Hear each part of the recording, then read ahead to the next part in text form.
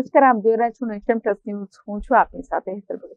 દાહોદ જિલ્લા પત્રકાર પરિવાર દ્વારા જમ્મુ કાશ્મીરના પહેલગામ ખાતે થયેલા આતંકી હુમલાના વિરોધમાં દાહોદ જિલ્લા પત્રકાર પરિવાર દ્વારા પૂતળા દહન કરી વિરોધ પ્રદર્શન કરવામાં આવ્યું છે.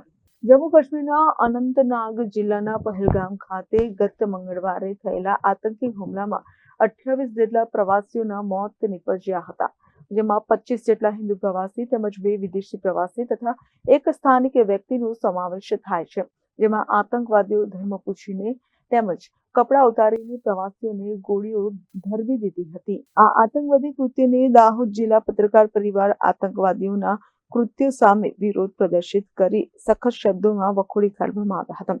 દાહોદ જિલ્લા પત્રકાર પરિવાર દ્વારા દાહોદ નગરપાલિકા ખાતે આતંકવાદીના પુતળા દહન કરવામાં આવ્યું હતું અને આ હુમલામાં માર્યા ગયેલા પ્રવાસીઓને મીણબત્તી પ્રજ્વલિત કરીને તેમની આત્માની શાંતિ માટે 2 મિનિટનું મૌન પાડીને શ્રદ્ધાંજલિ અર્પણ કરવામાં આવી હતી, જેમાં દાહોદના તમામ પત્રકાર મિત્રો ઉપસ્થિત રહ્યા હતા અને આતંકવાદીઓ વિરુદ્ધ જોરદાર સૂત્રોચ્ચાર કરવામાં આવ્યા હતા.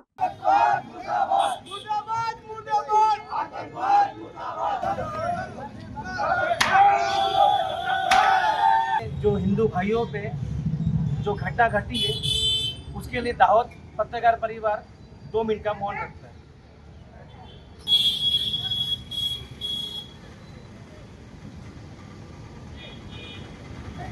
ગત મંગળવારે ઇસ્લામિક આતંકવાદી સંગઠને આપણા નિર્દોષ હિન્દુઓ પર હત્યા કરી 28 જેટલા હિન્દુ પ્રવાસીઓને મોતને ઘાટ ઉતાર્યા હતા. આ જઘન્ય અપરાધને દાહોદ જિલ્લા પત્રકાર પરિવાર સખત શબ્દોમાં વખોડી રહ્યો છે અને સાથે સાથે તેના વિરોધમાં આતંકવાદનું પૂતળું બાળવામાં આવ્યું છે તેમજ મૌન પણ બાળવામાં આવ્યું છે. Suresh Kumar Rathod, Nation Plus News, Dahod. સમાચારોના સતત અપડેટ મેળવવા માટે અમારી નેશન પ્લસ ન્યૂઝની યુટ્યુબ ચેનલને સબસ્ક્રાઇબ કરો, બેલ આઇકન દબાવો અને જોડાયેલા રહો ફેસબુક, ઇન્સ્ટાગ્રામ અને ટ્વિટર પર.